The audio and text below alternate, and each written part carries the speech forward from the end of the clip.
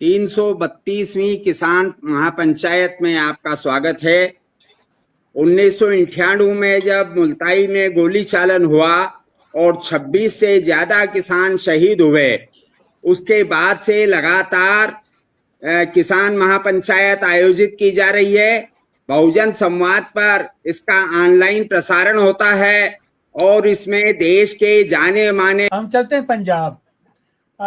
अभी कल एक बड़ी सफलता किसानों के संगठित समूह ने, संगठित आंदोलन ने लिया है। लैंड पूलिंग नीति उनके 88 दिन बाद उनको वापस लेना पड़ा। लेकिन किसानों को, किसान संगठनों को, किसान आंदोलन को यह भी समझना पड़ेगा कि राजनीतिक दलों का चरित्र क्या है, इनका कैरेक्टर क्या है।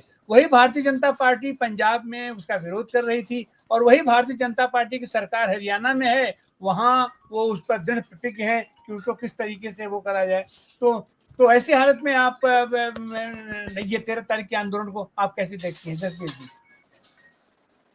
जी, आपसे जो आपने जिक्र किया है वो हमारी सबकी जीत हुई है। कल जो पंजाब सरकार को लैंड पूलिंग पॉलिसी जो उन्होंने बनाई थी, 65,000 एकड़ जमीन मतलब बिना मुआवजे के लेने की जो उनकी थी नीति, उसको जनता के दबाव से, एसकेएम का जो दबाव है उसके चलते हुए उनको वापस लेनी पड़ी।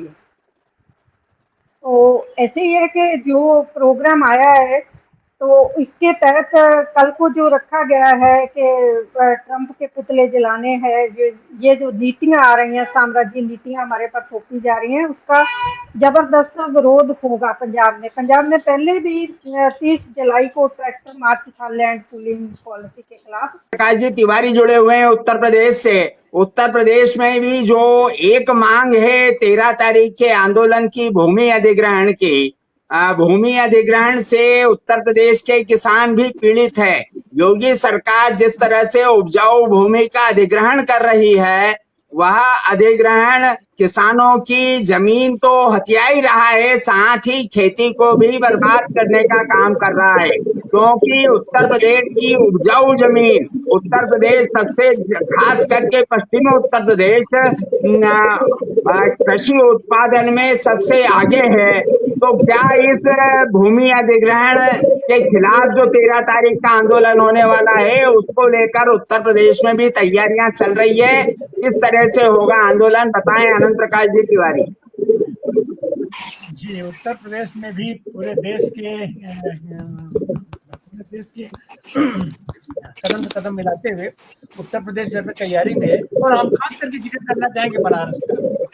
वाराणसी पहले काफी बड़ा हुआ करता था, उसको काट करके भदोही और चंदौली उससे अलग निकाल दिया गया। अब बनारस केवल आप मान चलिए कि नरेंद्र मोदी की कंस्टिट्यूंसी रह गई है और थोड़ा सा बाहर विधानसभा की कंस्टिट्यूंसी रह गई है।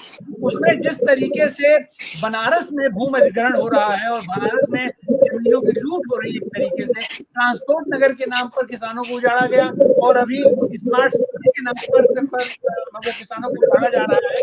और वहाँ आज की तारीख में स्थिति है कि लड़ रहे हैं, विरोध कर रहे हैं और बीच बीच में मोदी जी की जब भी सभा करनी होती है तो नहीं, ये खास करके बनारस के किसान फूल की खेती करते हैं, सब्जी की खेती करते हैं, उनके खेतों में लगभग 12 मास कोई न कोई सब्जी लगी रहती है।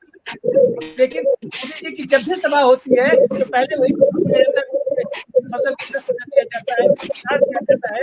और ये बनारस में किसानों की जो व्यथा है, बनारस के किसान जो लड़ाई लड़ रहे हैं, यही पूरे प्रदेश की है।